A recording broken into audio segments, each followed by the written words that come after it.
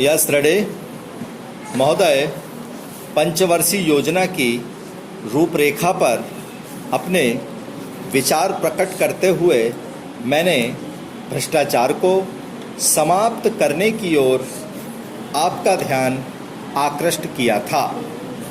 यदि भ्रष्टाचार इससे दूर नहीं होगा तो जो आशाएं हम करते हैं वे पूरी नहीं होंगी। आज तक जो होता रहा है उसमें एक सबसे बड़ी बाधा हमारे सामने यह आई है कि अधिकारियों का ध्यान देहातों की ओर नहीं है, उनका ध्यान शहरों की ओर अधिक रहता है। यही कारण है कि 80% आबादी की ओर जो देहातों में रहती है वे ध्यान नहीं दे पाते हैं। पैराग्राफ। मेरा सबसे पहला सुझाव यह है कि आपके अधिकारियों को निश्चित रूप से देहातों में रहना चाहिए।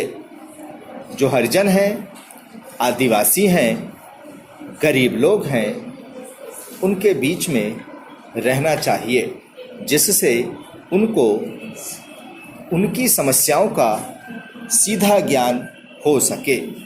आप कुछ ऐसी व्यवस्था कीजिए कि हर अधिकारी वर्ष में कम से कम 15 दिन देहातों के अंदर जाकर रहें और लोगों के सीधे संपर्क में आएं।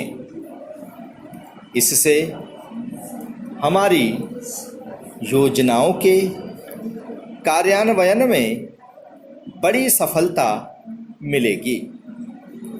उनको समझने का अवसर मिलेगा कि योजना को ग्रामवासियों के लाभ के लिए किस प्रकार से लागू किया जाना चाहिए। मैं एक दूसरा सुझाव यह देना चाहता हूं कि अधिकारियों को काम करने के लक्ष्य दिए जाएं। उनको निर्धारित लक्ष्य पूरे करने होंगे और जो अधिकारी निश्चित समय के अंदर उन लक्ष्यों को पूरा कर लें, उन्हें प्रोत्साहित किया जाना चाहिए और यदि वे उसको पूरा नहीं कर पाते हैं तो इसी तरह से उनकी अक्षमता समझनी चाहिए। पैरा।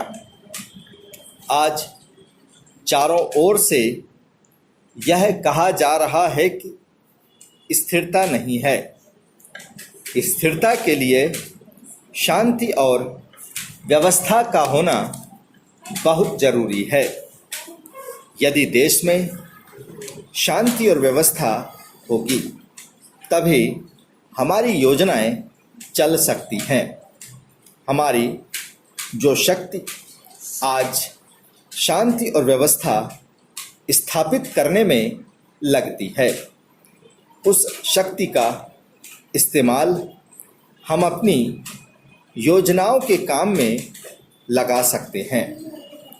हमारा पिछला अनुभव यह बतलाता है कि तानाशाही इस देश में नहीं चल सकती और उसे चलने भी नहीं देना चाहिए। अब जहाँ तक दूसरे कार्यक्रम का संबंध है जिस पर कार्यवाही चल रही है, उसमें कई नेता शामिल हैं।